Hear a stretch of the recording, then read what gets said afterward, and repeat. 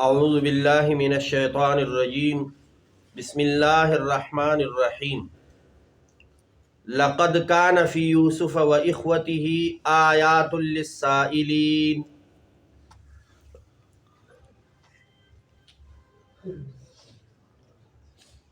کفار مکہ نے یہودیوں سے کہا کہ ہمیں کوئی ایسا سوال بتائے کہ ہم یہ نبی علیہ الصلوۃ والسلام سے کریں اور وہ لاجواب ہو جائے۔ تو سب لوگوں کے سامنے نبی علیہ الصلوۃ والسلام کا برم کھل جائے گا، یعنی ایک قسم کا بے عزتی ہو جائے گی، اور یہ جو دعویٰ کرتا ہے نبوت کا یہ بھی ختم ہو جائے گا۔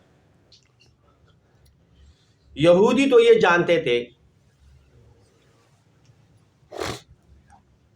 کہ نبی علیہ الصلوۃ والسلام امی ہے، یعنی کہیں سے پڑھا ہوا نہیں ہے۔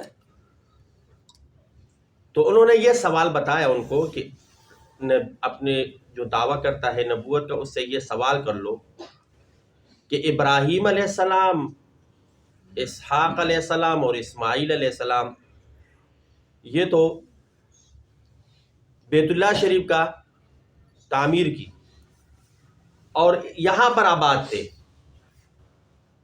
تو یہ مصر اور کنعان وہاں کیسے پہنچے اور پھر موسیٰ علیہ السلام وہاں کیسے آئے؟ تو یہودیوں کو تو پتہ تھا۔ تو یہ سوال جب آپ لوگ کرو گے تو نبی علیہ السلام اس کا جواب نہیں دے سکے گا۔ جب کفار مکہ نے نبی علیہ السلام کے سامنے یہ سوال کیا تو فوراً جبریل علیہ السلام اللہ کے حکم سے پہنچے اور رسول اللہ صلی اللہ علیہ وسلم نے یہ سورت شروع کر دی، سورت یوسف شروع کر دی۔ لقد کان فی یوسف و اخوتہ آیات للسائلین، سوال کرنے والوں کے لیے یوسف علیہ السلام اور اس کے بھائیوں کے واقعے اور کہانی میں نشانیاں ہیں۔ اور سورہ یوسف یعنی یوسف علیہ السلام اور نبی علیہ السلام اور یوسف علیہ السلام کے بھائی اور نبی علیہ السلام کے مخالف، ان میں بہت مماثلت ہے۔ یوسف علیہ السلام کے بھائیوں نے یوسف علیہ السلام کو بہت تنگ کیا، یہاں تک کہ قتل اور جلا وطن ہونے کا ارادہ کیا، اور اسی طرح کفار مکہ نے نبی علیہ السلام کو تنگ کیا، اور یہاں تک کہ نبی علیہ السلام نے ہجرت کی مکہ سے مدینہ۔ دوسری مماثلت، جب یوسف علیہ السلام بادشاہ بنے، وزیر بنے، تو والد صاحب اور سارے بھائی مل کر معافی مانگی بھائیوں نے،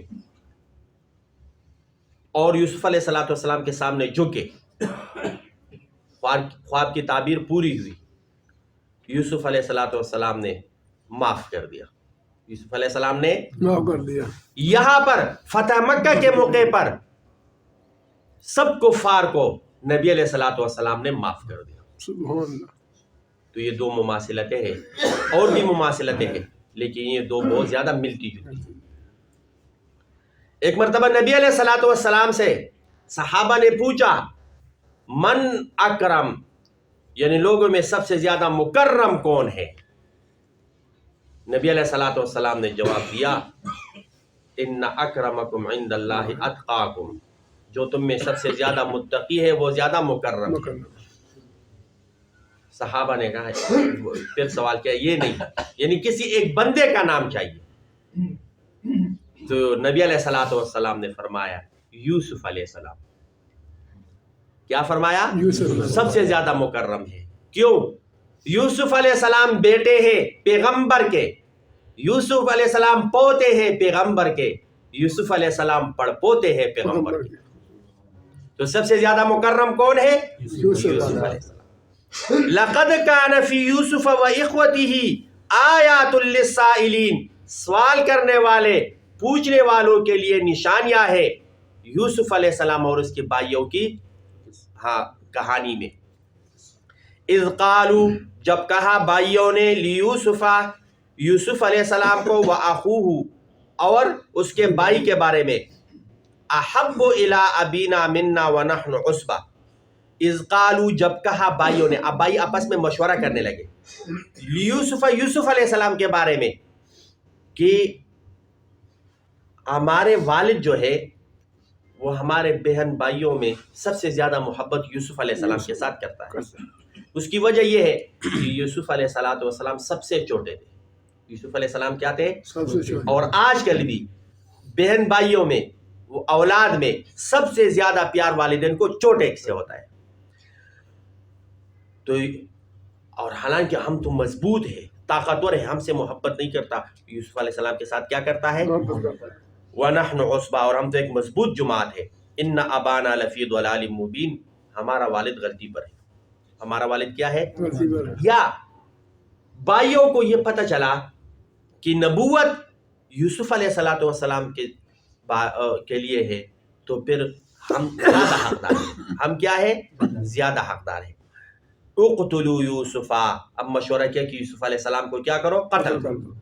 جب یعقوب علیہ السلام کے سامنے یوسف علیہ السلام کا چہرہ ہی نہیں ہوگا تو پھر آہستہ آہستہ محبت بھی ختم ہو جائے گی، پھر ہم سامنے ہوں گے اور وہ ہمارے ساتھ محبت اور پیار شروع کرنے لگیں گے۔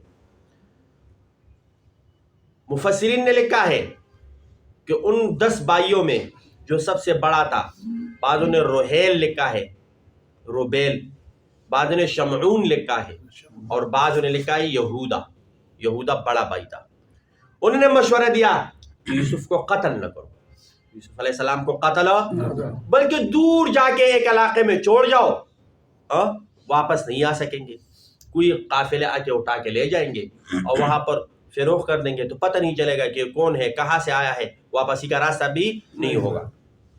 اقتلوا یوسفا، یوسف علیہ السلام کو قتل کرو، او اطرحوہ، یا اس کو چھوڑ دو، اردن، ایسی زمین میں، یخل لکم وجہ ابیکم، کہ تمہارے لیے تمہارے والد کا چہرہ بالکل واضح ہو جائے، وَتَكُونُوا مِن بَعْدِهِ قَوْمًا صَالِحِينَ۔ اچھا مشورہ کر رہے تھے نا، یہ تو ہم غلطی کر رہے ہیں، کیا کر رہے ہیں؟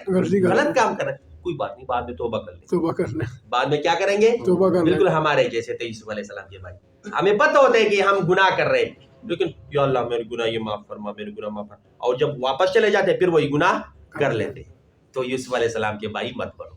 ہاں ہمیں چاہیے کہ یوسف علیہ السلام کے بھائی، ہاں اگر بنتے ہیں تو پھر یوسف علیہ السلام کے بھائی صحیح بنو، پھر توبہ اخلاص سے، توبہ کیا کرو؟ اخلاص سے کرو۔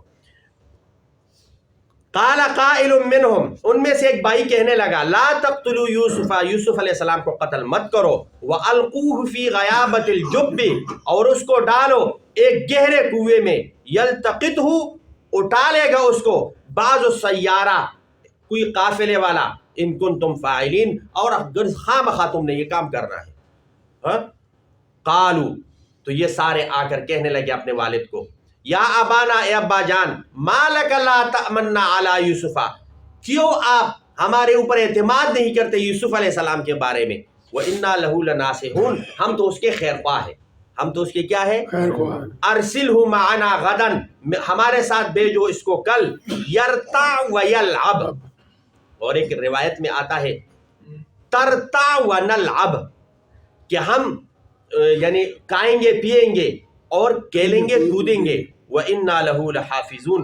تو یعقوب علیہ السلام نے کہا کہ یہ تو میں ایسا نہیں کر سکتا، پیار محبت تھا اس کے ساتھ، اپنے سے جدا نہیں کرنا چاہتا تھا، وَإِنَّا لَهُ لَحَافِظُونَ، اور ہم اس کے حفاظت کریں گے۔ قال یعقوب علیہ السلام نے کہا، انی لیحزننی ان تذهبوا به واخاف ان یأکلہ الذئب۔ ٹائم زیادہ ہو جائے گا، انشاءاللہ یہاں سے کل انشاءاللہ بتا دیں گے۔ اللہ رب العزت ہمیں قرآن کی صحیح سمجھ عطا فرمائے۔ آمین۔ الحمدللہ رب العالمین۔